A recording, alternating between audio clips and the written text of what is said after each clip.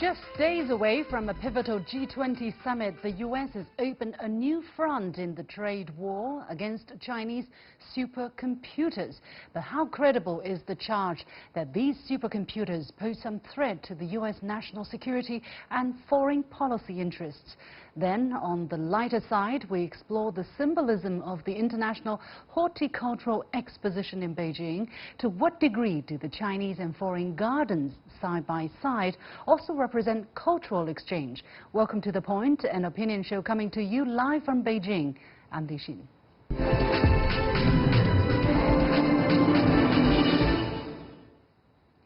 First Huawei, now supercomputers. On Friday, the Trump administration announced it has targeted another Chinese high-tech industry with whom America competes head-to-head, supercomputers.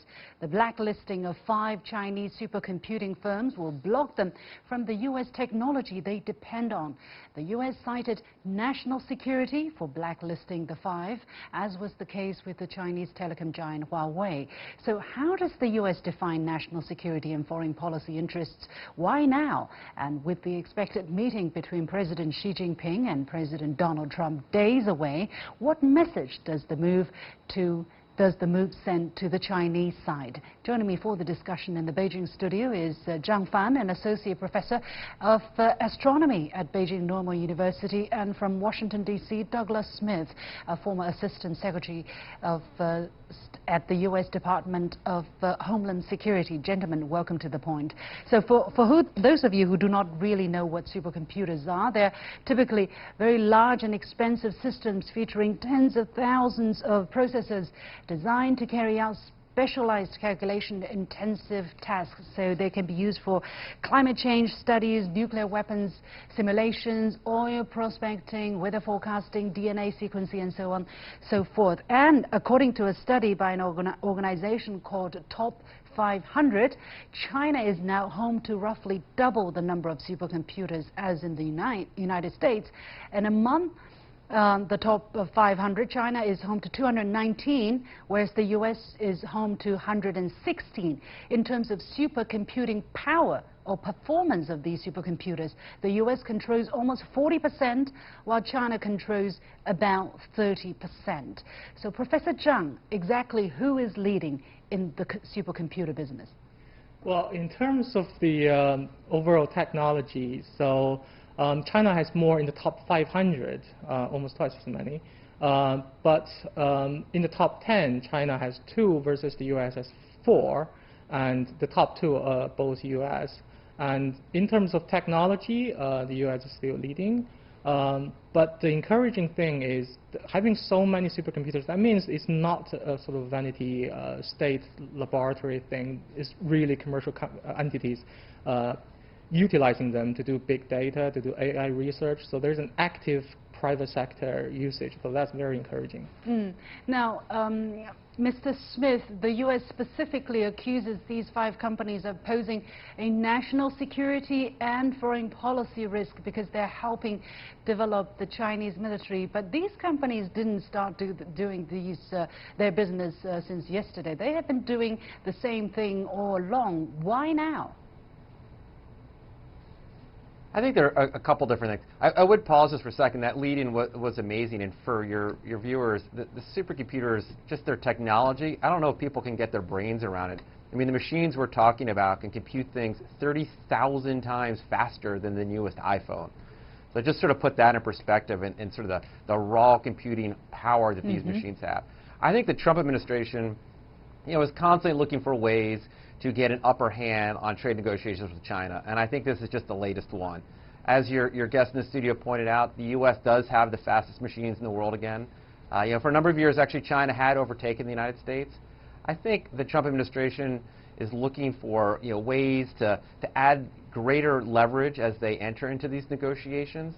The U.S. companies, they are providing sort of the IP, licensed IP, to the operators in China.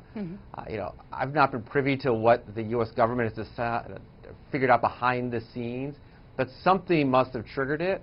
I do think, though, it's the larger backdrop against trade negotiations.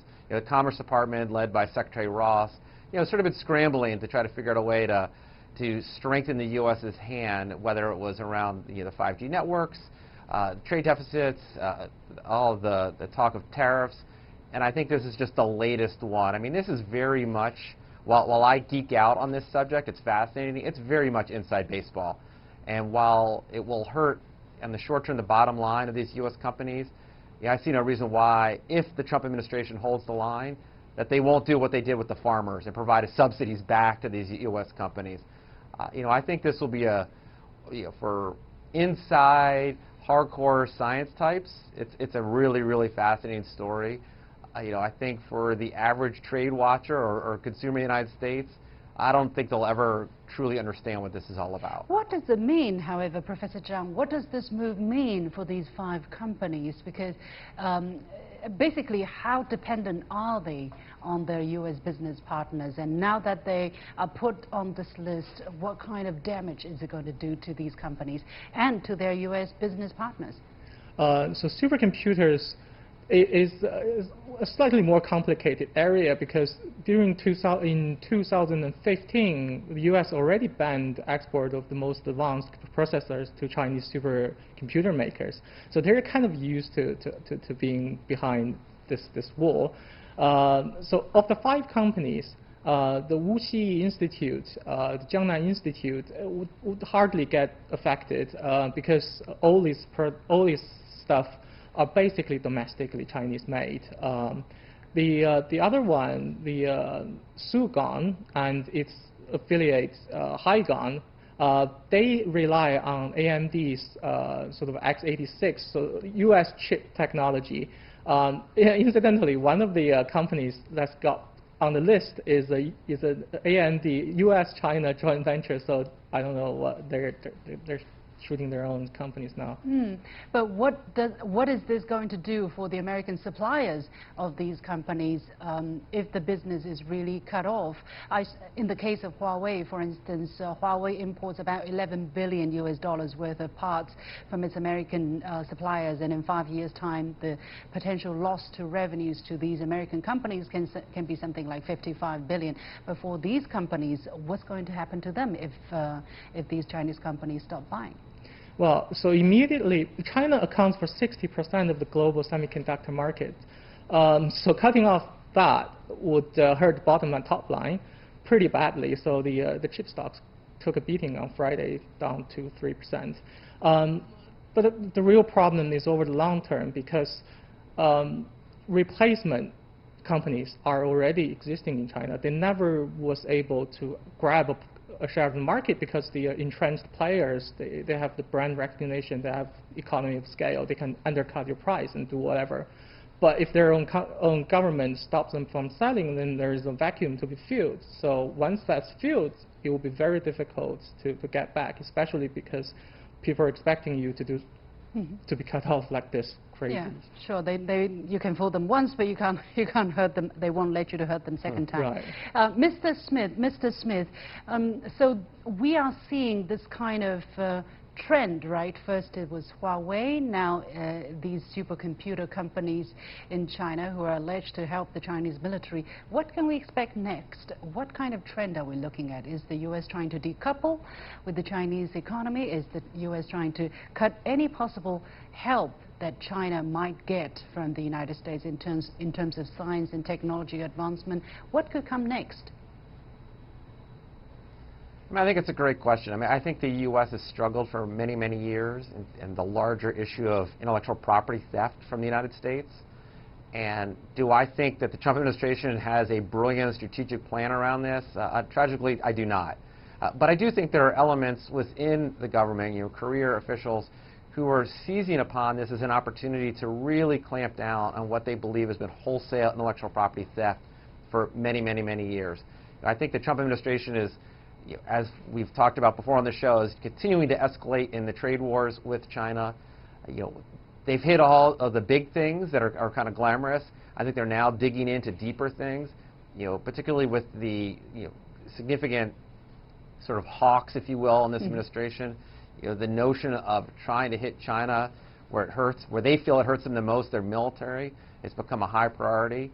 And if they're able to curtail technology transfers into China that they believe makes it that much more difficult for China's military to continue to evolve and advance, they're going to push that one. I think we'll have to see. I mean, in the coming days, we'll see a whole other round of negotiations and where this goes. I mean, both sides are going to reach a bit of a breaking point. It will be interesting to see what is the next thing. And I would not have guessed this one personally, supercomputers. I mean, I think the next one could be even crazier. We'll just have to see. There isn't exactly a full-scale policy here. It's more how do we continue to sort of attack against China, forcing them to the negotiating table, where we'll have to ease back a little bit, but we hope that they'll give us a bunch of things in return. Yeah. Well, about this whole thing about this forced technology transfer, I wouldn't go into details there because it's another one of these whirlwind discussions where nobody's just able to persuade each other. But let's focus on the kind of outcome or the kind of effect these kind of moves will have on the development of China's supercomputers. How much further down the line is this move going to push China in terms of developing its supercomputers? Professor Zhang, are we going to, well, the Chinese will continue to develop our supercomputers, but now with this setback, how much more, how much slower is it going to be, or how much longer do we have to wait until we get to further a position of strength? Well, so in the short term, in terms of pushing out the next server, sure, it's going to be a problem for especially one of the companies.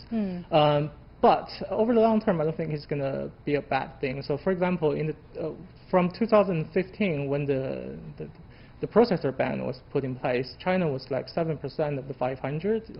U.S. was 40 something, and now it's China 40 something, US 20 something. So you can't change the major trend, and especially right now, this is a fantastic opportunity for Chinese processor CPU developers to come in and implement an alternative infrastructure which is not so heavily US dominated. But in my opinion, would be better for the future because it is less power intensive. So this is a major strategic junction for them to do something that can actually edge out their U.S. competitors. Yeah. So it might be a good Well, thing. why? First of all, we see this 5G giant Huawei. Now we see the supercomputers. Why the selection of these sectors? Where do you think the inspiration come from on the U.S. side, Professor Zhang? Well, I do follow U.S. news a little bit, so the only pattern I can see is that all these things, 5G and supercomputers, are those that's mentioned in U.S. news outlets as being China leading the U.S. So this is clearly implemented by people who read the news rather than who are actually scientifically minded, because if they are scientifically minded, they would know that Chinese supercomputers doesn't actually pose that much of a risk to the U.S. So it's politicians. I don't even know whether this is a coherent policy or just somebody randomly taking pot shots, seeing there's an opportunity. Okay.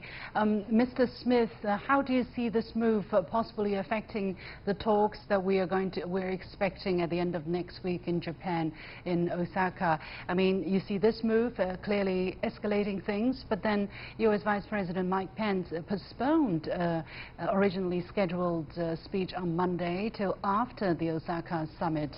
Seems to be a move to de-escalate and to build some kind of goodwill ahead of the talks.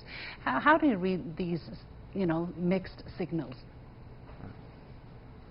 Well, I think in terms of this latest round on the technology, I wouldn't read much into it. I think on the list of top 10 items that will be on the negotiating table, I'd say this one probably ends up around 17. I think it's the Trump administration, I think, is continuing to try to sort of, henpeck a little bit.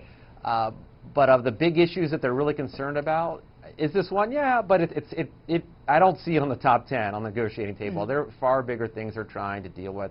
That being said, I think they're just trying to, the American expression is flood the infield. They want to put as many things out there, to try to overwhelm their counterparts on the negotiating team on what's important to them, and kind of hide the areas that are of most importance. Okay. I think as it relates to this, I mean, the one thing I would say is, from their perspective, anything that slows China's evolution in this space to them is a win.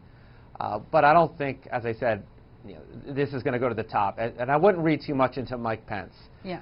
Mike Pence is, Trump's puppet. Mike Pence will speak when Trump wants him to, and when he doesn't, he doesn't. And I think just because he held back from a speech, I wouldn't read much more into that, except for the fact that perhaps Trump was fighting off the scandal of the day, and Mike Pence didn't want to get ensnared in that. Okay, we're going to leave it there. Well, we'll see how the meeting goes and whether how bad that speech is going to be and when that speech is going to be. Many thanks to my two guests, Professor Zhang Fan of Astronomy at Beijing Normal University and Douglas Smith, a former Assistant Secretary at the U.S. Department of Homeland Security. You are watching The Point with me, Liu Xin. Coming up after the break, visitors to the Horticultural Expo in Beijing are enjoying a vivid floral experience, but what can they also learn about how to live a greener, more sustainable experience in the modern world? Stay with us.